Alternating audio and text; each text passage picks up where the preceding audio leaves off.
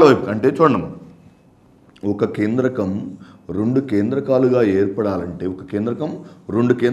ఏర్పడాలంటే దీనిలో ఒక క్రోమోజోమ్ ఉంది. ఈ క్రోమోజోమ్ రెండు క్రోమోజోములుగా ఏర్పడి రెండు భాగాలు రెండు కొత్త కణాల్లో కనిపించాలి. రెండు భాగాలు రెండు కొత్త కణాల్లో కనిపించాలి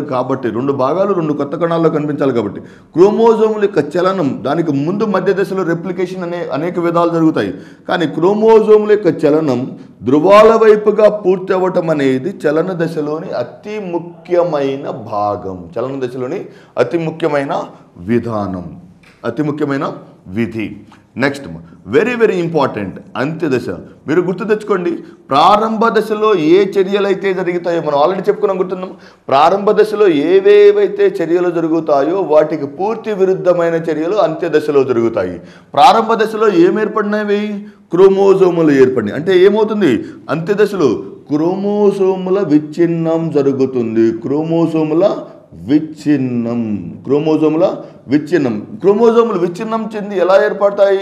క్రోమాటిన్ ఫిలమెంట్ల రూపంలో. మనం చెప్పుకున్నాం కదా, కణ విభజన సమయంలో మాత్రమే క్రోమాటిన్ ఫిలమెంట్లు దగ్గరగా రావటం ద్వారా క్రోమోజోములు ఏర్పడ్డాయి.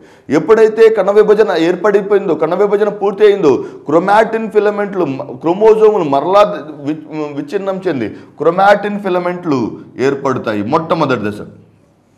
మరి ప్రారంభ దశలో రెండవ ఈవెంట్ ఏమని చెప్పుకున్నాము? కేంద్రక త్వచం అంతరించిపోవటం. అంటే కేంద్రకాన్ని ఆవరించినటువంటి కేంద్రక త్వచం నిర్వీర్యమైపోయింది. ఇక్కడ రెండవ దశలో ఏమవుతుంది? కొత్తగా ఏర్పడిన కేంద్రకాల చుట్టూ కొత్త కేంద్రక త్వచాలు ఏర్పడటం అంత్య దశలోని రెండవ దశ. అంటే ప్రారంభ దశలో ఏవే చర్యలు లేదా ఏ విధులు అయితే జరుగుతాయో వాటికి పూర్తి విరుద్ధమైన చర్యలు లేదా వాటికి పూర్తి విరుద్ధమైన భావనలు అంత్య దశలో జరుగుతాయి. వాటికి పూర్తి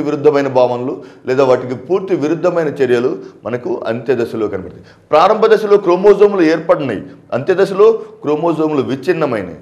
ప్రారంభ దశలో కేంద్రక త్వచం అంతరించిపోయింది. ఇక్కడ అంత్య దశలో ఏర్పడిన రెండు కొత్త కేంద్రకాల చుట్టూ కేంద్రక త్వచం నిర్మితమైనది. ఇది సమవిభజనలోని కేంద్రక విభజన.